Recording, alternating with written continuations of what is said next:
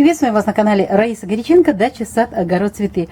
Моя почта сейчас просто завалена письмами о сроках посадки картофеля, когда его лучше посадить. Причем это письма не только из теплых стран, но и южные регионы, и Украины, и России. Даже спрашивают об этом и жители, огородники Белоруссии. Но на что я хочу обратить внимание, скомпоновав все ваши вопросы, я их, кстати, и здесь вот таким образом расположила. Вот сделаем акценты главные. Почему нельзя весной спешить с высадкой картофеля? Даже в теплых странах. Внимательно следите за прогнозами погоды. Сейчас меняется климат везде и повсюду. Поэтому не спешите. Почему? Ну, у меня первый пункт – это сорта, но все-таки они важные, два пункта, и это связано с климатом. А климат, в свою очередь, изменение климата связан с эпохами. Заканчивается эпоха рыб и начинается эпоха водолея. Это будет продолжаться до 2025 года, вот эти резкие перепады, изменения. И в этом участвуют такие важные планеты, как Сатурн и Плутон. Это они нам такие подарки делают. И вот сейчас, в ближайшие дни, у нас устанавливается очень холодная погода. Даже для юга это очень холодно. И вот такие резкие перепады неделю назад. Это была жара, у нас даже плюс 17, плюс 18 днем, в теплице до 33 градусов, и это было 10 февраля. Очень жарко, и затем резкие перепады. И поэтому нужно вот учитывать эту особенность, пока все устаканится, успокоится, пока гармония, мир не наступит на земле, пока вот этот переход полностью не завершится в эпоху водолей, мы не можем спокойно вот так вот по старинке работать. Но по старинке у меня тоже такое было. Я в феврале месяце высаживала картофель. Было такое у нас в Измаиле. Это юг Одесской области, юг Украины. И мы высаживали в феврале и получали довольно-таки хороший ранний урожай картофеля. Но это были сорта местные, старые сорта. И эти сорта можно было высаживать при температуре почвы плюс 4, ну, плюс 6, это идеально было. И в теплицах, кстати, при этих температурах очень все хорошо получалось. Но это были старые сорта, они не очень урожайные, ну и практически они уже выродились. И я пробовала при такой урожайности, когда под кустиком всего-навсего 3-5 картофелин, и то среднего размера, смысл высаживать местные вот эти старинные сорта, если идет новое время, селекционеры постоянно работают, и есть очень хорошие ранние высокоурожайные сорта. Да, кстати, хочу сразу же еще раз сделать акцент. Высаживайте ранние, в крайнем случае средние сорта картофеля. Будет снова же лето непредсказуемым. Там, где было холодно, там еще холоднее будет, теплее не будет. Это был обман о глобальном потеплении.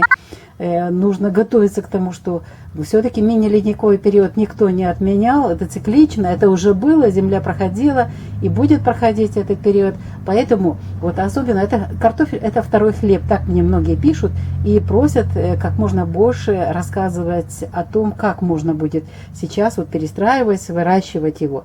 И вот я сразу же хочу сказать, что вот эти новые сорта, которые выводят селекционеры и которые очень многие выращивают в разных странах, потому что это урожайные, это устойчивые против ряда заболеваний сорта картофеля. Они очень удобные, и единственная вещь, которую нужно знать для того, чтобы получать хороший урожай, это то, что эти сорта при посадке, вот я сразу же вот снова же возвращаемся к этому листику, плюс 10 температура почвы должна и выше быть. Если температура ниже плюс 10, то это очень плохо отражается и на самом картофеле, и на урожайности. Холодно, корневые гнили, даже обработки, биопрепараты пока спят до плюс 14, химия не работает.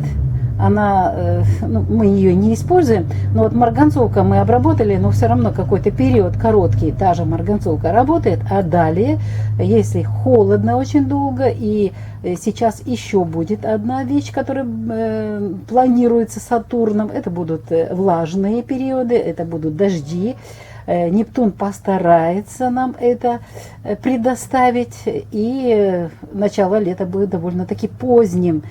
И поэтому новый картофель, новые сорта не спешите высаживать. Даже в теплицах, если она не отапливаемая, и там будет ниже плюс 10 градусов, вы просто-напросто можете загубить картофель. Тем более, если сейчас, допустим, вот высадили в начале февраля, а сильные морозы идут, и причем они держаться будут долго, парад планет постарается показать нам нашу беспечность, и нужно изучать, думать и учиться сейчас. Абсолютно всем нужно учиться, учиться и учиться, и профессионально этим заниматься.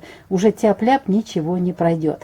Но еще хотя бы вот такой момент, вот это Пасха. Пасха 2 мая. Это очень поздняя Пасха. Это уже как бы последняя капля для доказательства того, что нельзя высаживать очень рано картофель. Даже тот же картофель, который ранее старые сорта, которые известны, вот есть они даже без названий, ранний сорт там у нас называется муравлевка, даже плюс 4, плюс 6 высадили в феврале, а мороз будет где-то 8-10 дней, ночью будет минус 12, минус 10, днем тоже минусовая температура, земля, почва промерзает, и картофель не даст тот урожай, он может вообще и погибнуть. Поэтому у нас, кстати, и в марте будут такие же перепады температуры, возможно, меньше морозы, но и март месяц тоже такой же будет с резкими переходами, качелями такими температурными. Поэтому отвечаю на ваши вопросы, не спешите с посадкой картофеля. Мы будем рассматривать этот вопрос даже для себя вот для апреля месяца. Ну а в марте для этого нужно будет заняться подготовкой. У нас есть календари подготовки к яровизации. Обязательно яровизация, она очень поможет также получить здоровый урожай картофеля. Ну что ж, Раиса Греченко, Александр Волик подготовили это видео для вас. Мы желаем вам удачи, отвечаем на ваши вопросы, надеемся быть услышанными и надеемся, что наши подсказки помогут вам получить хороший урожай и